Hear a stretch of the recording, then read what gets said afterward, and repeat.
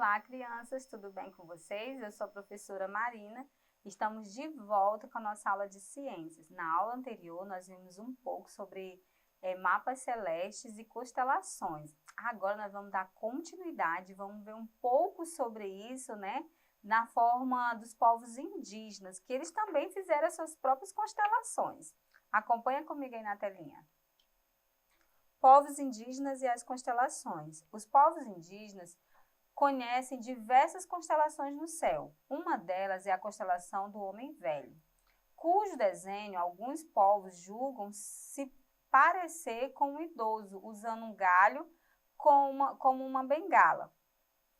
Ela surge no céu na segunda metade do mês de dezembro.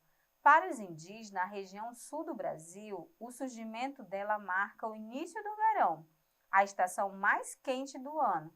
Para os indígenas da região norte, representa o início da estação chuvosa. Olha só que interessante. Então, aqui no Brasil também, os povos indígenas, né, eles observavam muito o céu e eles criaram suas próprias constelações. Então, como eu falei para vocês, as constelações em determinado local, ela representa uma estação. E para uma região que você estiver, por exemplo, o norte e sul, vai estar representando, às vezes, o inverno e no outro o verão.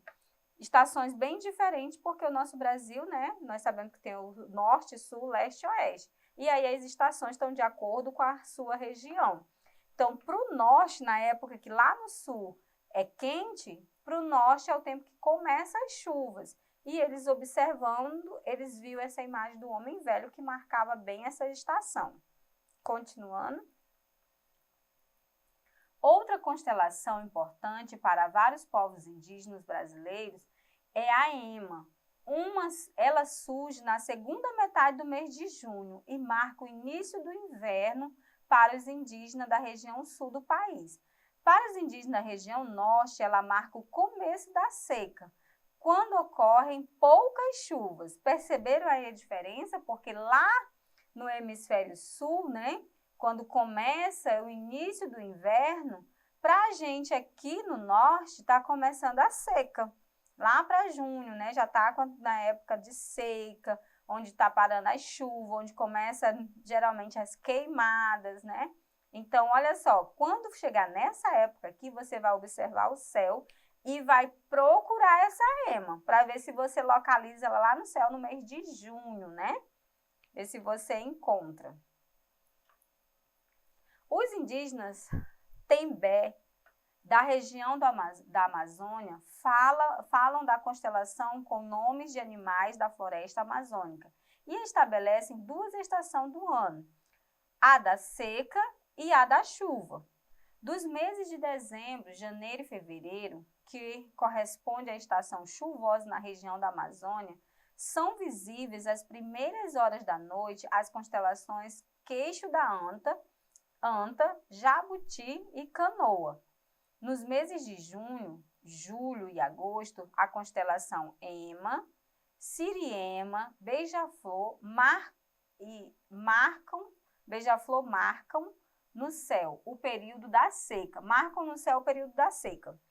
Então, olha só, quando for nesse período que você olhar para o céu, você vai ver exatamente essas constelações no período chuvoso e no período da seca, né? As diferentes constelações.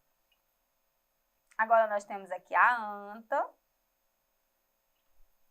temos aqui o Jabuti, olha só, como mais ou menos que vai aparecer lá no céu, né? E olha só a Canoa. A Canoa, eu acho que parece mesmo com uma canoa, né? O Jabuti eu tenho aí minhas dúvidas, né? Nesses pontos que ligo, mas tudo bem. E você também, se você olhar para o céu, você vai poder fazer as suas próprias constelações, tenho certeza. A Siriema, olha só, interessante, né? O Beija-Flor, a constelação do Beija-Flor, olha que lindo. E também, gente, tem uma coisa aqui uma curiosidade sobre a bandeira do Brasil. Observem aí, nós temos aí algumas estrelas, não temos? Vocês já pararam para observar que ela também forma constelações? Na bandeira do Brasil estão representadas algumas das estrelas e constelações que podemos ver no céu do nosso país. Essas estrelas estão dispostas em uma maneira bem específica, correspondente à posição das estrelas no céu, no dia 15 de novembro de 1889, às 8h30 da manhã, no Rio de Janeiro. Essa data foi escolhida por ter sido o dia da proclamação da República do Brasil. Então, eles olharam para o céu, viram como estava a exposição das estrelas e eles registraram elas na nossa bandeira. Que curiosidade interessante, né? Para a gente saber. Aí, olha só. Nós temos aqui a Virgem, né? Que ela está sozinha. Cão menor. Cão maior. A Hidra, Cruzeiro do Sul, olha só onde está Cruzeiro do Sul. E essa daqui, sozinha, Carina, Triângulo Astral e Escorpião. Olha que interessante, né? Naquele dia 15 de novembro, naquele ano, era assim que o céu estava aparecendo, né? Com essas constelações. E aí eles colocaram e registraram lá, representando os estados mais o Distrito Federal. E nós temos aí o oitante, né? Que é a última que estava faltando. Os mapas celestes. Com a correria do dia a dia atualmente, não costumamos olhar para o céu com muita frequência. Às vezes, quando há alguma aproximação de planetas ou de cometas, algumas pessoas retornam a um antigo hábito, olhar para o céu. Muitas vezes nem percebemos fenômenos da natureza que, por acontecerem diariamente, parecem simples e normalmente acabam sendo deixados de lado. Durante o dia, dificilmente alguém fica observando o céu em busca das estrelas. Afinal, a luz do sol impede que vejamos o seu brilho. Já durante a noite, mesmo quando se observa o céu a olho nu, a impressão que se tem é de que as estrelas estão se movendo. Mas não se engane, na verdade, nosso planeta está sempre em movimento, está sempre se movendo. O que há a sensação de que as estrelas estão a caminho pelo céu. Há muito tempo, o homem já percebia que as estrelas não eram as mesmas ao longo de todo o ano. Então, resolveu reunir as estrelas em grupos, chamados de constelação. O estudo das constelações é feito através de mapas. E o homem foi desenhando mapas de estrelas e passou a associar o aparecimento de determinadas constelações às estações do ano, identificando as estações que se aproximavam e decidindo pelo melhor momento para o plantio e a colheita. Como nós já vimos anteriormente, né? A observação do céu ajudou muito no plantio e na colheita. Olha só, a pessoa observando o céu sabia o melhor momento de plantar. Qual a estação mais adequada para se plantar, como que eles iam fazer esse plantio, qual a época melhor. E também, né, através dos mapas celestes, qual seria o melhor tempo para se colher. Porque se plantava, tinha o melhor tempo para se colher. E também eles observavam as enchentes. Através desses mapas celestes, através de observar o céu, eles sabiam quando o tempo ia ficar quente e quando ia ficar frio. Então, se vinha muitas chuvas, se ia ter alagamento, não ia ser bom para o plantio. Então, eles observavam tudo isso através do céu, né? E eles criaram vários mapas celestes. Instrumentos astronômicos sem o uso de elementos. Aqui nós temos os instrumentos que eles utilizavam sem uso de lentes. Aqui não tinha lentes, eles olhavam por esses instrumentos e eles conseguiam fazer a leitura desses mapas celestes.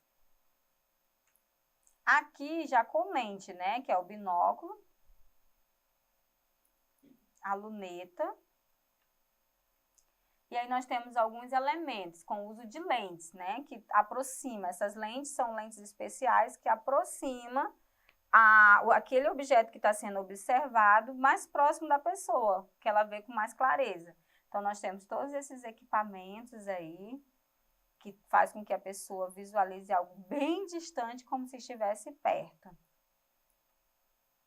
Galileu foi um que descobriu, né, o telescópio. Olha só, ele fazia muito uso dele, e ele pegou e descobriu e criou, né, o telescópio.